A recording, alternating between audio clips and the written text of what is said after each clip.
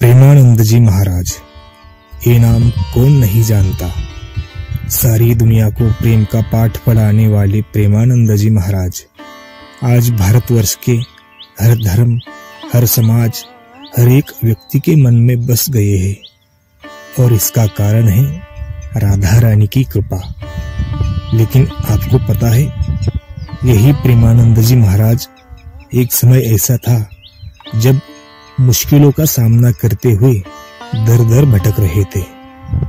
व्यक्ति कोई भी हो, इंसान हो, सन्यासी महात्मा हो या फिर स्वयं भगवान ही क्यों न हो, कभी कभी जीवन में ऐसे मोड़ आते हैं जब सब द्वार बंद लगते हैं और हमारे किसी भी प्रश्न का उत्तर हमें नहीं मिलता।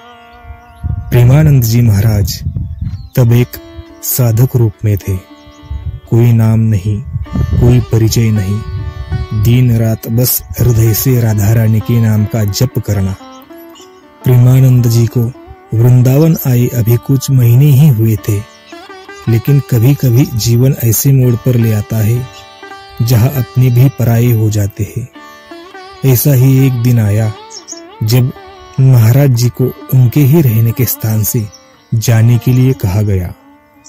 शरीर अस्वस्थ था, किडनी की बीमारी थी, पर मन तो बस राधा रानी की साधना में तल्लीन था। जिस आश्रम में महाराज जी रहते थे, वहां के एक सेवक ने कहा कि वह उनसे कुछ जरूरी बात करना चाहता है। प्रेमानंद जी ने बहुत शांति से पूछा, क्या बात है? तो वह व्यक्ति बोला, आपकी तबीयत अब ठीक नहीं रहती, इलाज करना पड़ेगा, लेकिन अब हम आपकी जिम्मेदारी नहीं ले सकते। 15 दिन में जगह खाली करनी होगी। महाराज जी ने कहा कि इस स्थिति में मैं अकेला कहाँ जाऊंगा, शरीर साथ नहीं दे रहा। तो उस व्यक्ति ने कहा कि मैं आपका ठेकेदार नहीं हूं। यह सुनकर प्रेमानंद जी महाराज मुस्कुराए और बोले, आप सही कह रहे हैं, आप मेरे ठेकेदार नहीं है, मेरा ठेकेदार तो मेरा भगवान है। और फिर प्रेमानंद जी ने कहा, 15 दिन नहीं, यह स्थान में 15 मिनट में खाली कर दूंगा। और ऐसा कहकर महाराज जी वहां से चले गए बिना किसी शिकायत के। महाराज जी को केवल ईश्वर पर पूर्ण विश्वास था, क्योंकि जब मनुष्य सब कुछ खो देता है तब परमात्मा ही सब कुछ बन जाते हैं। और यही लीला है उनकी, जो अपने भक्त का हर कदम खुद संभालते हैं। वृंदावन की गलियों में एक सन्यासी भटक रहा था। चेहरे पर थकान, हृदय में विरह और आंखों में एक ही आस, किशोरी जी का दर्शन। ना कोई गुरु, ना कोई आश्रय, ना कोई अपना, सिर्फ एक ही पुकार थी भीतर से, लाडली किशोरी जी, मुझे अपना लो। एक दिन दोपहर के समय जब सब कुछ छूटता हुआ लग रहा था, वो मदन मोहन मंदिर के पास एक टीले पर चढ़ गए और बैठकर विरह से भरे हृदय से राधा रानी से विनती करने लगे, हे किशोरी जी, अगर आप सच में मेरी है तो इस वृंदावन में बस एक कोना दीजिए जहां मैं आपकी चरण रज में यह जीवन बिता सकूं, वरना आज की रात बनारस लौट जाऊंगा। उस टीले पर बैठकर उन्होंने अपना हृदय जैसे बहा दिया। आंखें नम थी और मन भीतर से बिल्कुल टूट चुका था। कुछ देर वहां बैठने के बाद वो धीरे धीरे नीचे उतर आए।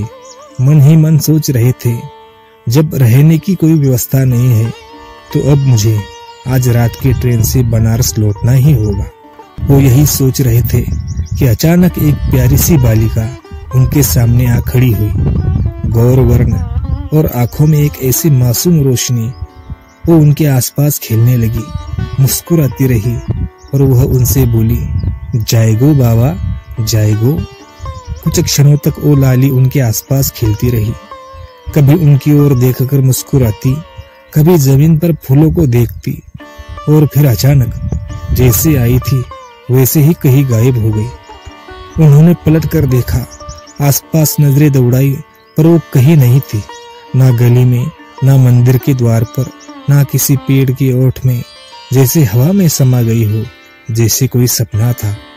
पर मन गवाही दे रहा था कि यह कोई साधारण बालिका नहीं थी।